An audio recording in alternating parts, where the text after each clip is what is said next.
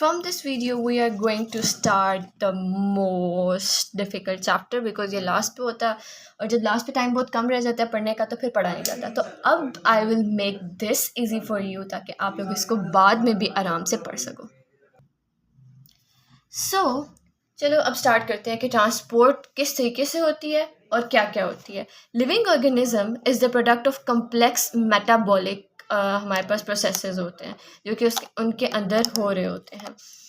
In order to run their metabolism, cell needs some material from environment and also need to deposit some material into the environment.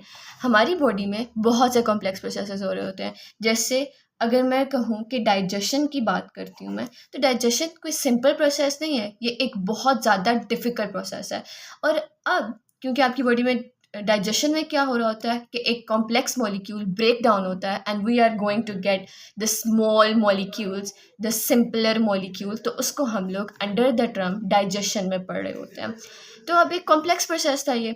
अब होता क्या है कि जब हम लोग मेटाबॉलिज्म कर रहे होते हैं ना, तो कुछ जो मटेरियल होता है वो हम इन्वायरमेंट से ले रहे होते हैं एंड कुछ मटेरियल हम इन्वायरमेंट को दे रहे होते हैं।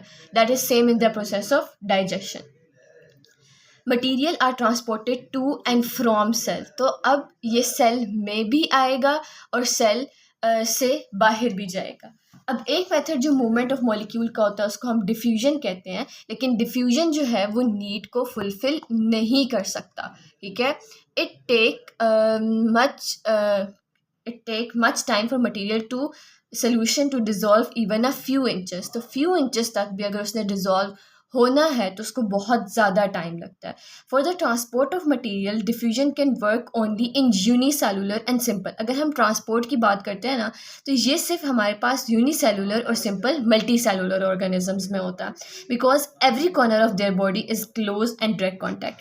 अब जब डिफ्यूजन की बात करनी है ना, तो छोटे छोटे, ठीक है, या तो यूनिसेलुलर जिसका एक ही सेल है उसमें ये प्रोसेस हो सकता है, या फिर हमारे पास जो मल्टी सेलुलर होते हैं उसमें हो सकता है, क्योंकि हमारे पास जो उनकी बॉडी का डायरेक्ट कांटेक्ट जो होता है वो हर जगह से होता है।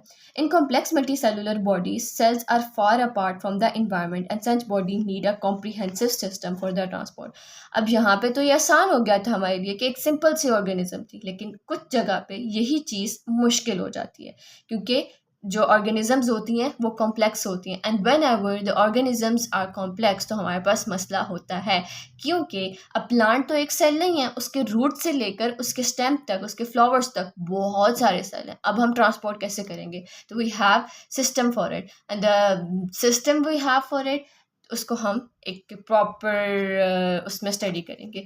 अगर मैं इसका इंट्रोडक्शन की बात करती हूँ ना, तो इंट्रोडक्शन बहुत सिंपल था। और सिंपल क्या था कि कॉम्प्लेक्स मेटाबॉलिक प्रोसेसेस इसके अंदर हो रहे होते हैं ताकि मेटाबॉलिज्म हो सके, और इस पर्पस के लिए हम लोग क्या करते हैं कि सेल में ट्रांसपोर्ट होती है। इन्होंने कहा सिंपल सेल है तो ईजीली ट्रांसपोर्ट हो जाएगी। There are the some other processes जिसमें हम कहते हैं कि हमारे पास क्या होता है कि इन्वायरमेंट से जो अपार्ट फ्रॉम द इन्वायरमेंट कुछ कॉम्प्रिहेंसिव सिस्टम की ज़रूरत हमें पड़ जाती है, क्योंकि एक सेल नहीं है, अब जो सिस्टम है वो कॉम्प्लेक्स हो जाएगा। ओके, नेक्स्ट वीडियो में हम लोग ट्रांसपोर्ट एंड एनिमल डिस्कस करेंगे। You all are requested to subscribe.